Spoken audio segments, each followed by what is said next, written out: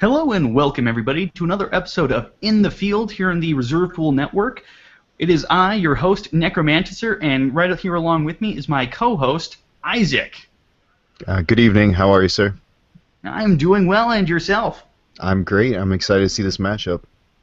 No, I totally agree. There's some really interesting things here on the field, and I'm really looking forward to what's going to be coming out on either side. From our left hand, we have Tadeu piloting his very own classy Wolverine team, as you can see by that snazzy little Wolverine include and some really high-level meta cards. And on the right-hand side, we have Jordan piloting his Hopeful Fire team. Human Torch has just not been working out for him, but we're going to be seeing how that goes for him in this next match coming up here. Yeah, this looks like two very heavy meta team players here. We've got Green Goliath, we've got formerly Weapon 10, we've got some Black Widow action, Constantine, Blue Eyes. We got some big hitters here playing on the board. Most definitely. Like, there's some really, really big characters and some really small characters as well. Like, there's Serena on both sides, which is just fantastic. Wolverine is quick, early aggression. Constantine can help stall things out. There's just so many different options on either side. There's even a Hulk. I haven't seen Hulk in so long, and even though he's still fantastic, he's kind of been losing favor just because of all the random cards that have been coming out as the sets progress. But here we see them starting off, and I'm really interested to see how they want to go, whether we see those early kobolds or he decides to dip into something else. Well, it's interesting without PXG, without a polymorph, he's going to have to work to get that Hulk out. Oh, most definitely. Without the free ramp just all day, every day that PXG is going to provide for you, dice are in a little bit more of a little bit more demand. Though Kobold can help with that, it may not be the good idea to go for him, especially because you've got that Black Widow Serena just waiting there, hoping to be purchased, brought out, and just constant aggression brought out. With distraction, you can have a constant tax, and so it's going to be interesting to see what we see the energy being spent towards. And with sidekicks on the field, that's always a good thing, just sequestering them away. And there goes the first purchase of that formerly Weapon 10, using Blue Eyes to throw it in his use pile. Feel free to ignore everything I've been talking about. We're going straight into Wolverine. Hot dang. Against a distraction team that may not be the best since a single mask kind of negates that, but if you can squeeze it through on a turn without, it's just going to be so powerful. It's that big, stompy die. I'm not sure what's going to be going on since there's no Relentless, but actually, I see Hulk out, so that it might be an Overcrush Wolverine. I don't think we've seen that with formerly Weapon 10 before. Well, and if he's tacking alone and he's hulking that guy out, he's hitting him for some big damage. But like you said, that one single mask is going to negate that pretty quickly. That's the one bad thing about not bringing any sort of protection. And as I say that, I suddenly noticed Doom Caliber Knight, so I need to really get on the ball here. Doom Caliber Knight is perfect for making sure that you can't be distracted, and if you can apply that Hulk out before you're attacking, you're already knowing that you're not going to be pulled out of the line, and you're already attacking with that one die, so it doesn't really matter holding on to that Overcrush like you normally would to play during the attack step. Yeah, absolutely. We have some forced attack, forced block, and with the Doom Caliber Knight, some protection from both of those things right now. I am interested to see that Morphing Jar coming out, especially since there is no Professor X on the field. It looks like it's just going to be a cheap body, or specifically for distraction energy, since there's not really a whole lot else you could do with it. And the other mask being held in reserve, I'm not sure what's going on with that. It might just be kind of a waste, since he had nowhere else to put it and didn't want to stack his deck with Morphing Jars. Yeah, I'm surprised he didn't just go ahead and buy one more Morphing Jar, or at that point go with, I think he had the energy to just buy 2 Widows. I don't remember what his third die was that went up there. Either way, we still see a lot of energy being played on both sides. I'm surprised we're not seeing sidekicks fielded, since without PXG in the game, fielding those sidekicks is going to keep you churning, keep you pumping through your deck, making sure you're drawing into all those tasty characters and action dice you're purchasing. There's no kobolds either, and while those might be coming out later, it's still weird, especially since there's no Human Torch out, which can clear those out really well as well. And there we see the purchase of 2 of those kobolds and 1 Hulk out die. Oh, that's a pretty interesting purchase. It's nice to bring Hulk out since you can basically pay for that with anything. If you don't get the right energy, just 2 energy immediately spent, Hulk out, no problem. And with the extra kobolds, that's going to be even more fist energy. If there is no distraction on the turn that he gets his Overcrush going, he can even toss some Cone of Cold on there using the Goblin Attack Force Global, but that's going to be heavily reliant on what sorts of energy his opponent holds in reserve. Oh, hang on, we are seeing a misplay.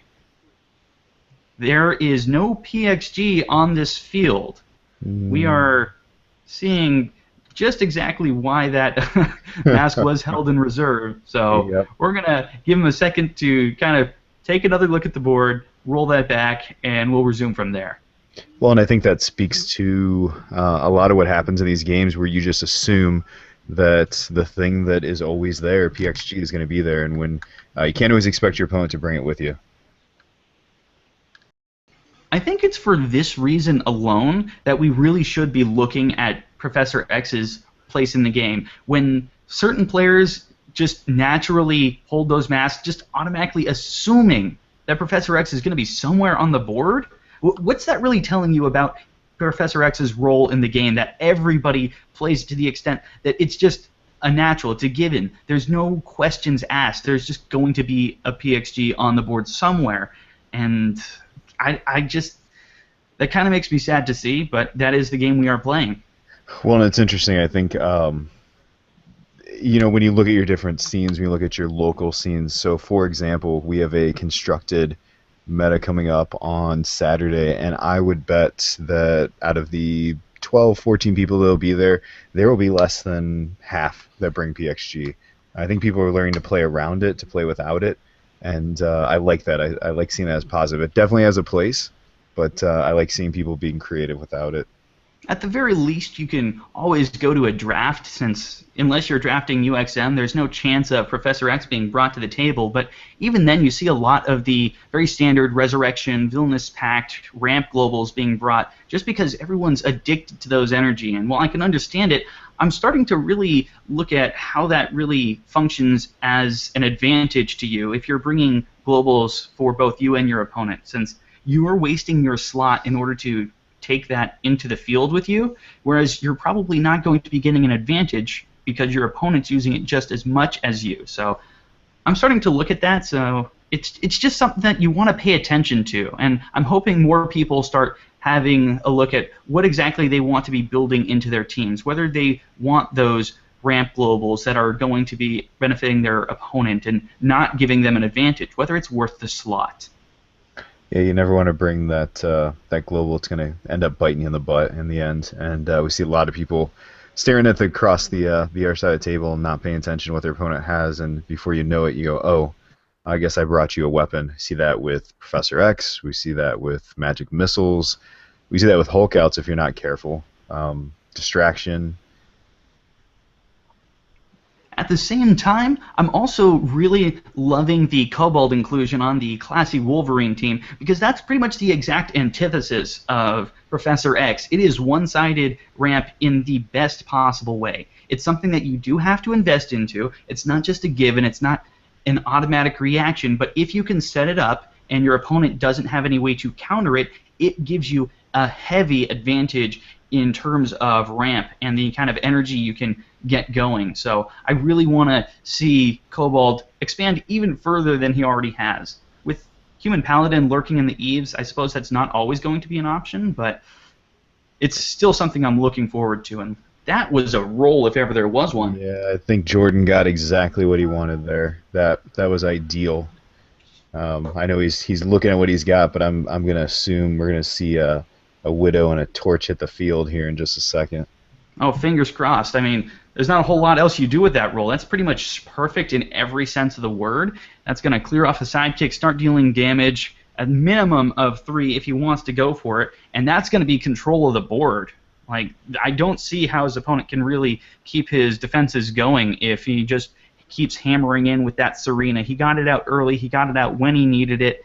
And unless we see the Wolverine start overcrushing into his opponent, we are maybe going to see heavy control just from that single Human Torch for the rest of the game. Yeah, absolutely. And I don't know what he's got on his side of the board to start tinking away unless he can get that Hulk out to get the torch off the board.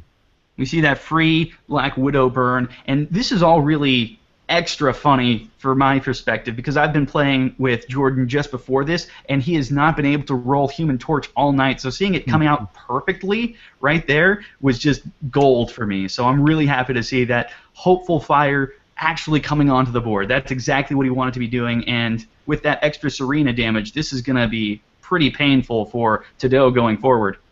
Yeah, absolutely. That was a big 6-point move there for Jordan, so we'll see what the reaction is on Tadeu's end here.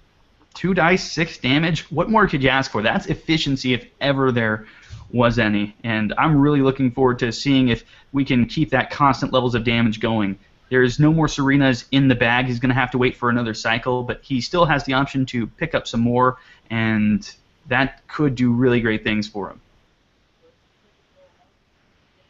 The interesting thing to note here, though, is that kobolds actually have a weird tendency to counter Serena insofar as they are totally happy to donate levels to her all day, every day, because you're usually rolling a heck of a lot of them, and as you do that, you can keep ditching the ones that have fallen in levels and re-picking up the new ones, but oh, that is a painful roll. Ouch. Yeah, losing the double energy faces specifically for the single energy faces, that's while 6 damage for 2 dice is the epitome of energy efficiency, 4 energy turning into 2 energy is the exact opposite of that. So really painful roll. He still can get those kobolds, but what he does from there is pretty much anyone's guess. Yeah, I was really hoping he was just going to keep those doubles on both and re-roll the one sidekick to just buy the Hulk outright. But that wasn't the case. He's got 4 energy, and he can Blue Eyes once if he really wanted to. But at this point, is that worth it? Like, what do you do with the extra energy? Do you... The most he's going to be able to buy is the Doom Caliber Knight, which he doesn't need at the 5 cost. Oh, considering he might actually want to knock out one of those sidekicks, pick up another Wolverine, and then resurrect. That would get everything cycling that little bit faster, so maybe it is worthwhile. Yeah, absolutely. It is exactly what I was expecting. Wolverine, we've got 2 of them, plus 2 Hulk outs, so it's the perfect ratio. We got that resurrection, prepping another die, so we're going to see 6 dice being rolled next turn. One of them is guaranteed to be a Hulk out. One of them is guaranteed to be a Wolverine, considering there's one in the bag already. So we could see a pretty damaging turd coming forward from here. No amount of Human Torch is going to keep that Wolverine from swinging in for massive damage if it can get that single overcrush face on the Hulk out. And with not very many characters on the board for defense, there's going to be very little way that Jordan can really soak that overcrush damage since he has no way to distract. He doesn't have defensive dice right now, and I think that's going to be his one big issue going forward, even though he does have board control. Well, let's see. He's going to... Well, if he can get that Morphing Jar up to his 3rd level, add 3 for him, which is... I mean, it's not a lot, but it could give him just that little bit of extra soak he might need. Yeah, I guess the question is, do you even bother blocking Wolverine?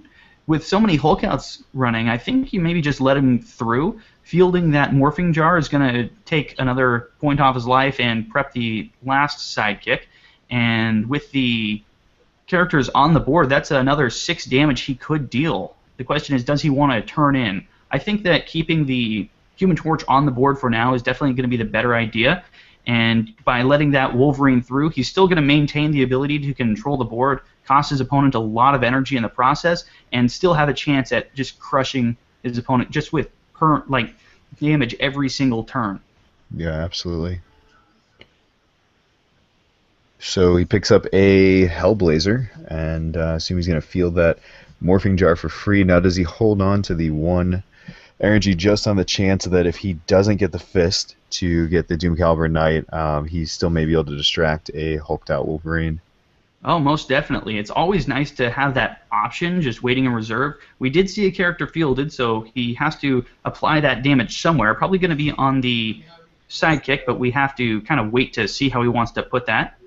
And the real question is whether or not his opponent manages to get the right combination of dice in order to go through and deal his damage right on into his face. Because we could see a maximum of 13 damage coming out of Wolverine if we see the right rolls. We've got all Oh. the requisite characters, and there is that Wolverine. We need to see Hulk out come onto an action phase in order to get the full usefulness there. Otherwise, a single chump block kind of stalls Wolverine out. But Yep. we could see a ton of damage coming in here with the right rolls. Even if that Wolverine stays on the board, he's still a threat for next turn. But no, we've got that Overcrush, which means he's almost guaranteed to be turning in for damage. Uh, Looks like Tadeu is kind of contemplating his fielding here. We've got the 3 fielding costs here for Wolverine going up. That leaves him I that believe he fist. holds the Fist for the Doom Caliber and a Wild in order to Resurrection, just get extra dice for next turn since it can cost a lot to field Wolverine. Having the ability to get a few extra dice for that moment when he kind of comes out next time, maybe make sure that you can field him and pull off the Overcrush. It's pretty important. Or if he's looking to remove that Human Torch off the board, he can Goblin Attack Force, pay that extra fist to force that Human Torch to block here. Always a valid option. That is the lovely thing about Goblin Attack Force, is that not only does he function as a way to make sure your characters get blocked, but he also adds a little bit of removal in there. With the force to block, just as you called it, we are going to make sure that Wolverine sticks on the field, does a ton of damage in, removes the character, and is just all around a value play. And that's the kind of momentum swing I'm looking for in this game. Tadeu is back in it, and he is in it to win it with a whopping 10 damage right to his opponent's face. That's more than half his current life, half his total life. That's just not a blow you can take, stand like lying around. And with more Hulk outs in the bag, we could see lethal possibly next turn with poor rolls on the other side. Absolutely. Okay, so he's blocking with both. No, he just. Yeah, he can't distract Torch.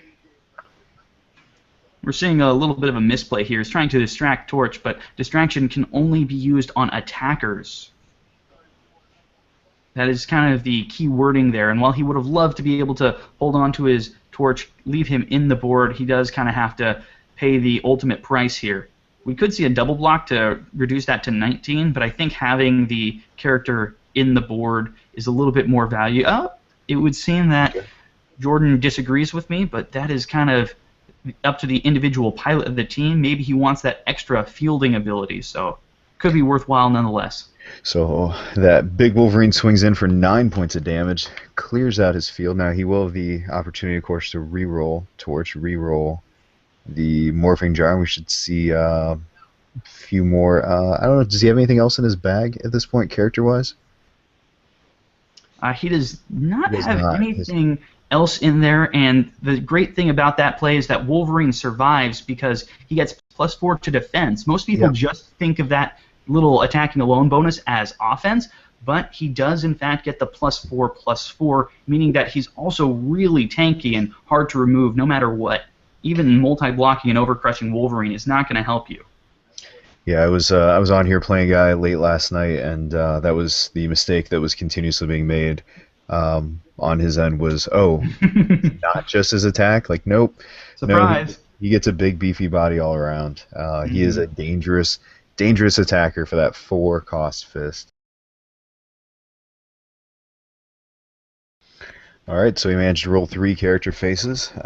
He's going to deliver 2 points of damage here to Wolverine. If he could just come up with a couple more. It would be nice to at least attack in and spin him down, since that's 2 damage potential off of Wolverine's Overcrush, and tacked on to a little bit of blocker intervention. That's going to mean that he is able to effectively block, and so that's what I'm hoping happens, is that Black Widow actually attacks in.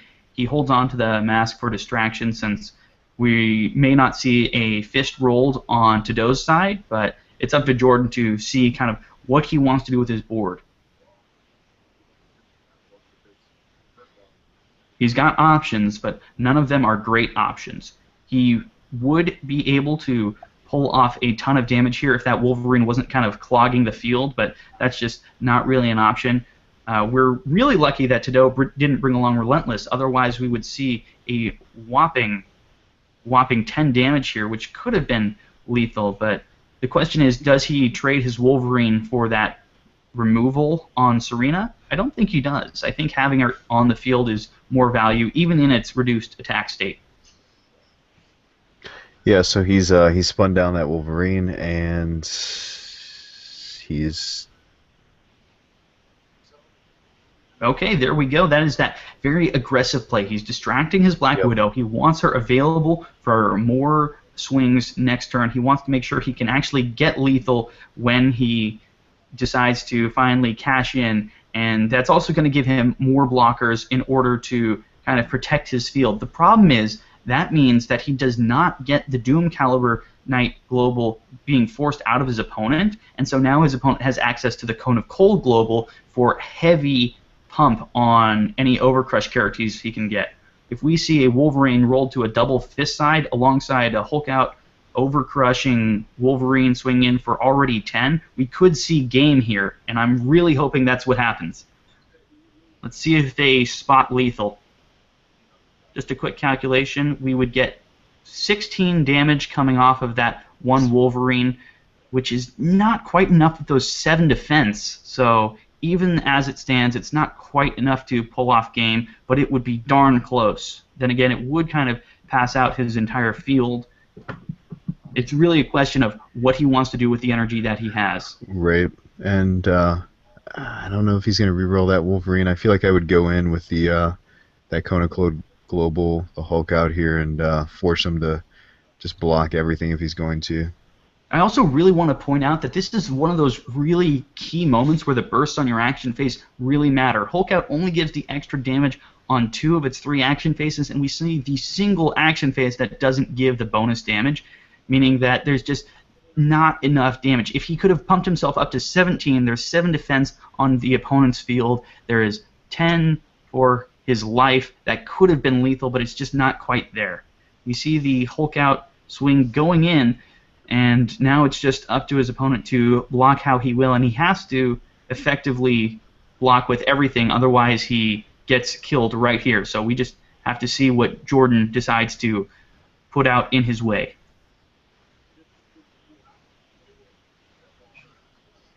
Yeah, he can't take it as it is. It's lethal. He can't single block because then he's going to pump the 3 fists from Cone of Cold in there. If he's not blocked, it's 10 damage. If he is blocked, he immediately does the triple pump, turning it into 16 damage, so he has to block with everything. However, that also knocks out Wolverine, leaving his field empty, leaving Jordan at 1 health, but with an empty field, that may not be of that much import since he could actually swing for lethal right then and there. Yeah, absolutely. It all comes down to these last final turns, and I'm really psyched to see exactly how this plays out.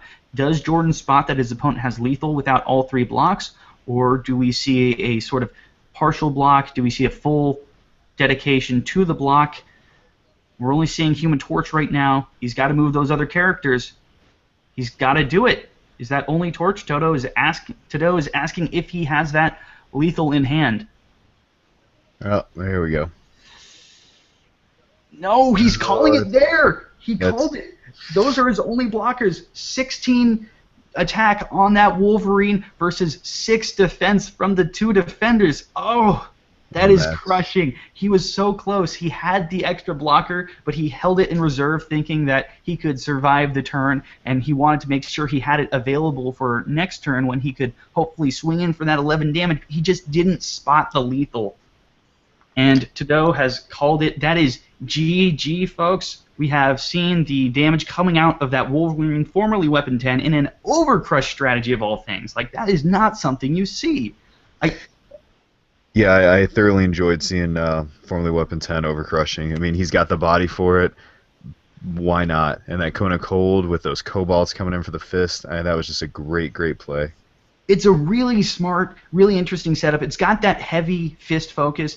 It's got the real synergy from all of its cards. I like seeing it all come together, and it really paid off for him. He had the strategy. It did work, and that was GG. So let's get our players into the call, and we'll see what they thought about the matchup. Yeah, great game. Most people don't use Wolverine with any sort of overcrush, and I really liked seeing that. Like, most people will try to get unblocks, and you went for something special, and it really paid off in a spectacular way. So I've got to ask, what was the real key principle you had in mind when building this team? Well, my last teams are Relentless one, yes, that's unblockable, but I'm getting some wipeouts from guys here in the Vassal, so I try to change it.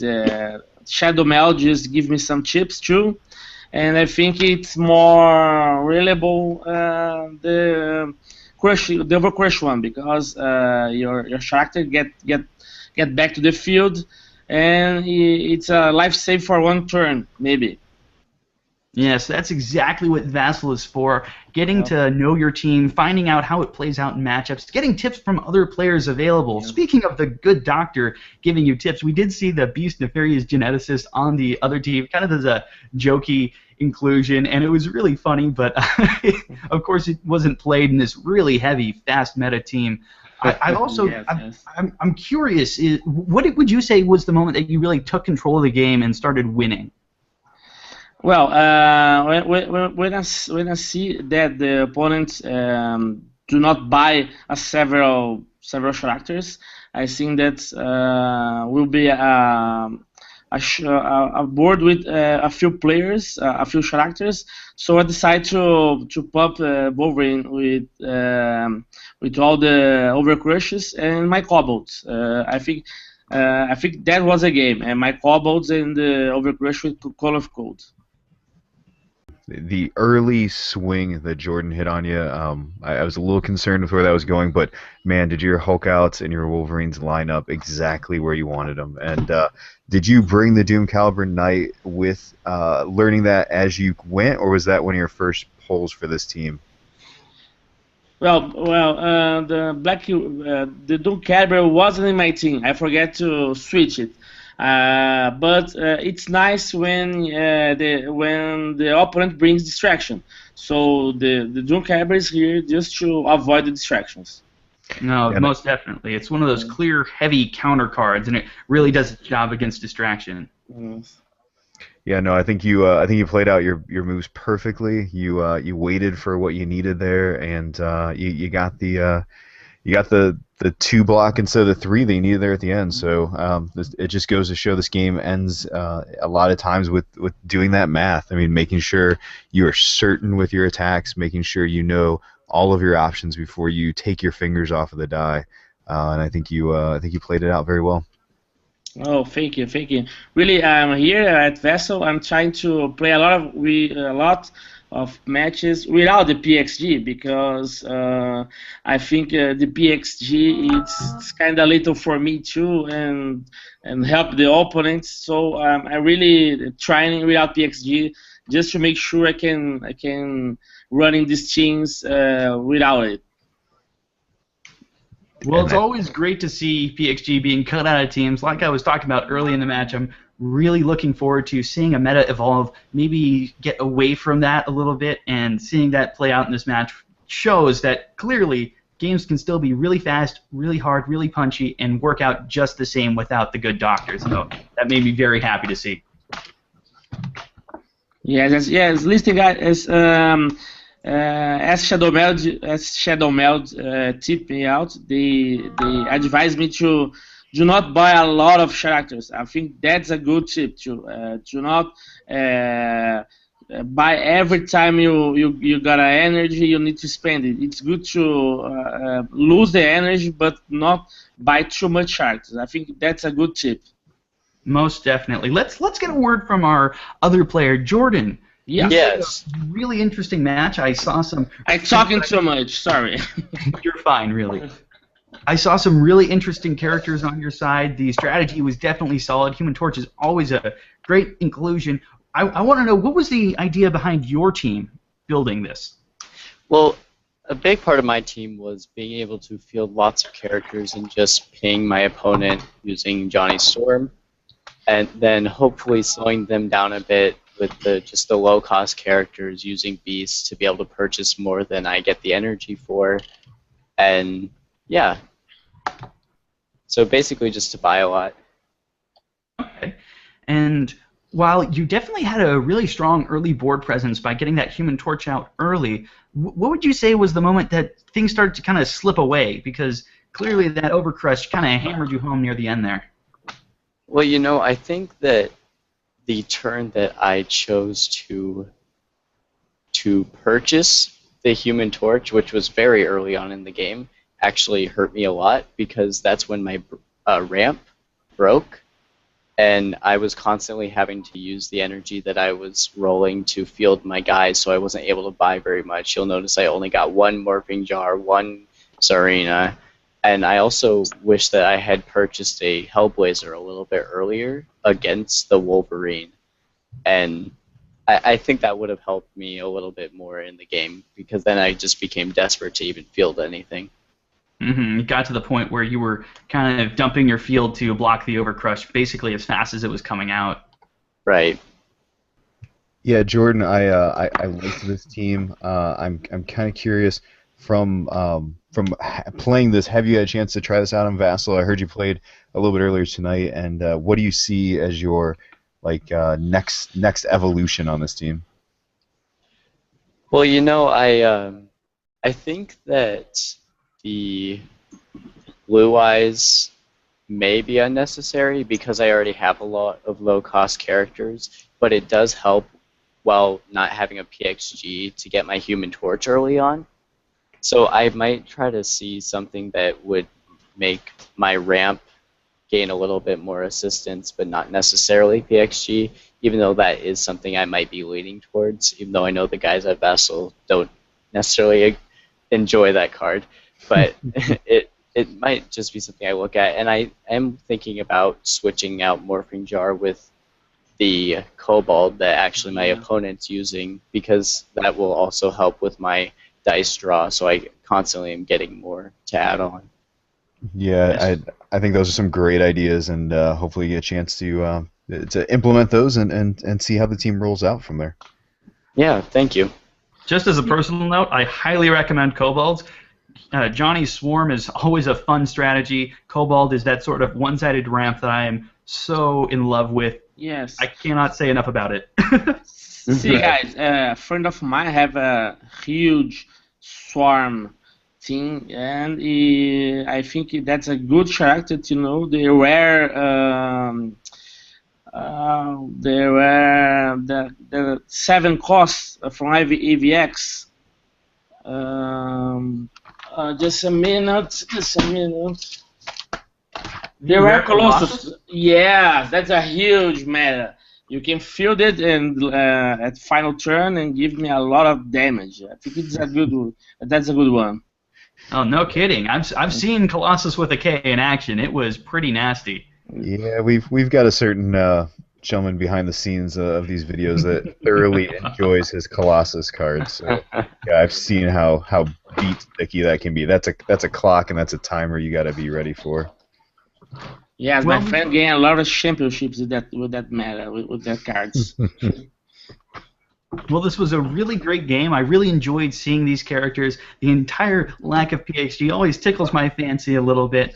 We got to see the classiest of Wolverines. Not your average everyday Wolverine, not your overcrushing the best there is, not your unblocked Wolverine formerly Weapon 10, but no, we got to see overcrushing formerly Weapon 10, and that is not something you see every day. It's these interesting strategies that are what Vassal is all about, and we got to see it perfectly executed. The hopeful Fire team had a little bit of a bonfire, a little bit of a spark there in the early game, just not quite bringing it home, and it was still a great effort. We had the board control there. We may have seen some different plays depending upon how the rolls went going into it, but I was really happy with this match. I think a lot of great cards and plays went out, so congrats to both our competitors. Thank you. Thank you, guys. Yeah, great game, guys. Thank you all for watching. Just be sure to subscribe, maybe like the video, and you can check out all the Dice Masters information you'd like at thereservepool.com. Yep, see you next time.